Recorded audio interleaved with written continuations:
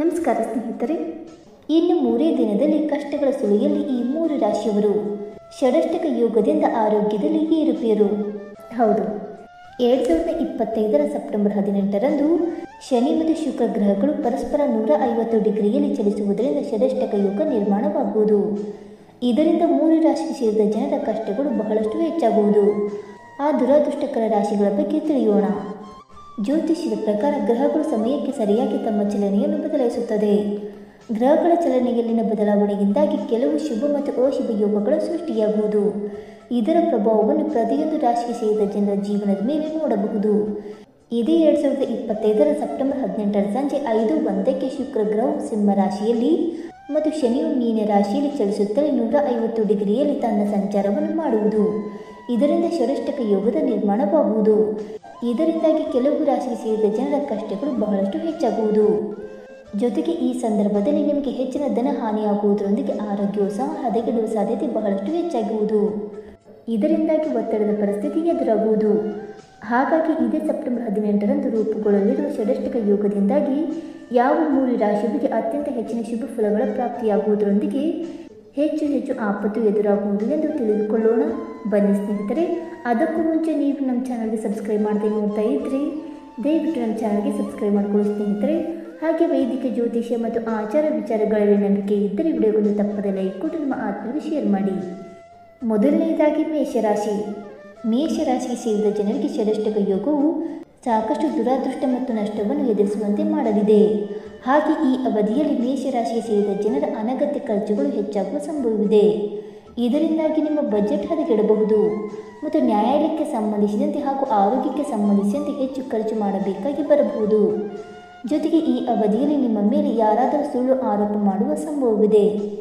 ಜೊತೆಗೆ ನಿಮ್ಮ ಮೇಲೆ ಶನಿದೇವನ ಪ್ರಭಾವ ಇರುವುದರಿಂದಾಗಿ ಈ ಅವಧಿಯಲ್ಲಿ ಮೇಷರಾಶಿಗೆ ಸೇರಿದ ಜನರು ವಿಶೇಷವಾಗಿ ಬಹಳಷ್ಟು ಎಚ್ಚರಿಕೆಯಿಂದ ಇರುವುದು ಅಗತ್ಯ. ಜೊತೆಗೆ ಈ ಅವಧಿಯಲ್ಲಿ ನೀವು ಅನಗತ್ಯವಾದ ವಿವಾದ ಮತ್ತು ಜಗಳಗಳಿಂದ ದೂರವಿರುವುದು ಉತ್ತಮ. ಹಾಗೆ ಯಾವುದೇ ರೀತಿಯ ದೊಡ್ಡ ಹೂಡಿಕೆಯನ್ನು ಮಾಡುವ ಮೊದಲು ಸರಿಯಾಗಿ ಯೋಚಿಸಿ ನಿರ್ಧಾರವನ್ನು ತೆಗೆದುಕೊಳ್ಳುವುದು ಒಳ್ಳೆಯದು.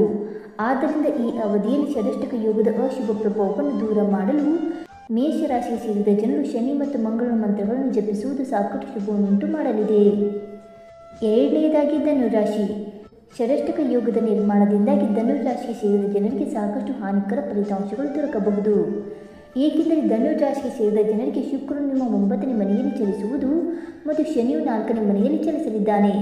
ಹಾಗಾಗಿ ಈ ಯೋಗದ ನಿರ್ಮಾಣದಿಂದಾಗಿ ಧನುರಾಶಿಗೆ ಸೇರಿದ ಜನರು ತಮ್ಮ ಮನೆಗೆ ಸಂಬಂಧಿಸಿದ ವಿಚಾರಗಳಲ್ಲಿ ಹೆಚ್ಚು ಒತ್ತಡವನ್ನು ಎದುರಿಸಬೇಕಾಗಿ ಬರಬಹುದು. ಜೊತೆಗೆ ಈ ಅವಧಿಯಲ್ಲಿ ತಾಯಿಯ ಆರೋಗ್ಯದ ಬಗ್ಗೆ ನೀವು ಹೆಚ್ಚಿನ ಕಾಳಜಿಯನ್ನು ವಹಿಸುವುದು ಉತ್ತಮ.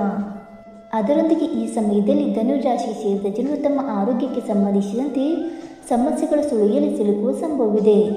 ಹಾಗಾಗಿ ಹೆಚ್ಚಿನ ಕಾಳಜಿ ವಹಿಸಿ. ಜೊತೆಗೆ ಈ ಅವಧಿಯಲ್ಲಿ ವ್ಯಾಪಾರವನ್ನು ಮಾಡುವ ಧನುರಾಶಿಗೆ ಸೇರಿದ ಜನರು ತಮ್ಮ ಕೆಲಸಗಳಲ್ಲಿ ವಿಳಂಬವನ್ನು ಹೊಂದುವ ಸಂಭವವಿದೆ. ಜೊತೆಗೆ ಈ ಅವಧಿಯಲ್ಲಿ ನಿಮ್ಮ ಕೆಲವು ಅಗತ್ಯ ಕೆಲಸಗಳು ಪೂರ್ಣಗೊಳ್ಳುವ ಸಂಭವವಿದೆ. ಇದರೊಂದಿಗೆ ಈ ಸಮಯದಲ್ಲಿ ಕೆಲಸದ ಸ್ಥಳದಲ್ಲಿ ಧನುರಾಶಿಗೆ ಸೇರಿದ ಜನರು ಯಾವುದೇ ರೀತಿಯ ಬೇಜವಾಬ್ದಾರಿತನವನ್ನು ಹೊಂದದಂತೆ ಮತ್ತು ಜಗಳ ಹಾಗೂ ವಾದ ವಿವಾದಗಳಿಂದ ದೂರವಿರುವಂತೆ ಎಚ್ಚರ ವಹಿಸುವುದು ಒಳ್ಳೆಯದು. ಇನ್ನು ಮೂರನೆಯದಾಗಿ ಸಿಂಹರಾಶಿ.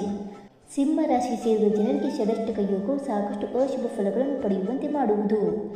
ಏಕೆಂದರೆ ಸಿಂಹರಾಶಿಯಲ್ಲಿ 1ನೇ ಮನೆಯಲ್ಲಿ ಶುಕ್ರ ಗ್ರಹವು ಚಲಿಸುವನು. ಇದು ನಿಮ್ಮ ವ್ಯಕ್ತಿತ್ವ ಮತ್ತು ಆತ್ಮವಿಶ್ವಾಸವನ್ನು ಹೆಚ್ಚಿಸುವ ಸಂಭವವಿದೆ. ಜೊತೆಗೆ ಈ ಸಮಯದಲ್ಲಿ ನಿಮ್ಮ ಆರೋಗ್ಯವು ಹದಗೆಡುವ ಸಾಧ್ಯತೆ ಹೆಚ್ಚಾಗಿರುವುದು. ಸಿಂಹರಾಶಿಗೆ ಸೇರಿದ ಜನರು ತಮ್ಮ ಸಂಗಾತಿಯೊಂದಿಗಿನ ಸಂಬಂಧದಲ್ಲಿ ಅಡೆತಡೆ ಎದುರಿಸಬೇಕಾಗಿ ಬರುವ ಸಂಭವವಿದೆ. ಜೊತೆಗೆ ಈ ಸಮಯದಲ್ಲಿ ನಿಮಗೆ ಮಾನಸಿಕ ಒತ್ತಡ ಎದುರಾಗುವ ಸಾಧ್ಯತೆ ಹೆಚ್ಚಾಗಿರುವುದು. ಈ ಸಮಯದಲ್ಲಿ ಸಿಂಹರಾಶಿಗೆ ಸೇರಿದ ಜನರು ಯಾವುದೇ ರೀತಿಯ ಕೆಲಸವನ್ನು ಪಾಲುದಾರಿಕೆಯಲ್ಲಿ ಮಾಡದೇ ಇರುವಂತೆ ಎಚ್ಚರ ವಹಿಸುವುದು ಉತ್ತಮ. ಇಲ್ಲದಿದ್ದರೆ ಧನ ಹಾನಿ ಉಂಟಾಗುವ ಸಾಧ್ಯತೆ ಇದೆ. ಹಾಗಾಗಿ ಹೆಚ್ಚಿನ ಕಾಳಜಿ ವಹಿಸಿ. ಸ್ನೇಹಿತರೆ, ಮೇಲೆ ಹೇಳಿರುವ 3 ರಾಶಿಗಳಾದ ಮೇಷರಾಶಿ, ಧನುರಾಶಿ ಮತ್ತು ಸಿಂಹರಾಶಿಗೆ ಸೇರಿದ ಜನರಲ್ಲಿ ನಿಮ್ಮ ರಾಶಿಯು ಒಂದಾಗಿದ್ದರೆ ಇದೇ ಸೆಪ್ಟೆಂಬರ್ 18ರಿಂದ ನಿಮ್ಮ ಕಷ್ಟಗಳು ಬಹಳಷ್ಟು ಹೆಚ್ಚಾಗುವುದು. ಈ ಅವಧಿಯಲ್ಲಿ ಶನಿ ಮತ್ತು ಶುಕ್ರ ಗ್ರಹಗಳಿಂದ ಅಶುಭವಾದ ಷಡಷ್ಟಕ ಯೋಗದ ನಿರ್ಮಾಣವಾಗಲಿದೆ. ಇದರಿಂದಾಗಿ ನಿಮಗೆ ಅಪಾರವಾದ ಧನ ಹಾನಿಯಾಗುವ ಸಂಭವವಿದೆ. ಜೊತೆಗೆ ನಿಮ್ಮ ಆರೋಗ್ಯವು ಸಾಕಷ್ಟು ಹದಗೆಡುವ ಸಾಧ್ಯತೆ ಇರುವುದು. ಹಾಗಾಗಿ ಹೆಚ್ಚಿನ ಕಾಳಜಿಯನ್ನು ವಹಿಸುವುದು ಉತ್ತಮ. ಸ್ನೇಹಿತರೆ, ಈ ಮಾಹಿತಿ ನಿಮಗೆ ಇಷ್ಟವಾಗಿದ್ದರೆ ವಿಡಿಯೋಗೊಂದು ಲೈಕ್ ಮಾಡಿ, ಶೇರ್ ಮಾಡಿ. ಹಾಗೆ ನಿಮ್ಮ ಅನಿಸಿಕೆ ಮತ್ತು ಅಭಿಪ್ರಾಯವನ್ನು ತಪ್ಪದೆ ಕಮೆಂಟ್ ಮೂಲಕ ತಿಳಿಸಿ ಸ್ನೇಹಿತರೆ. ವಿಡಿಯೋ ನೋಡಿದ್ದಕ್ಕಾಗಿ ಧನ್ಯವಾದಗಳು. Thank you so much.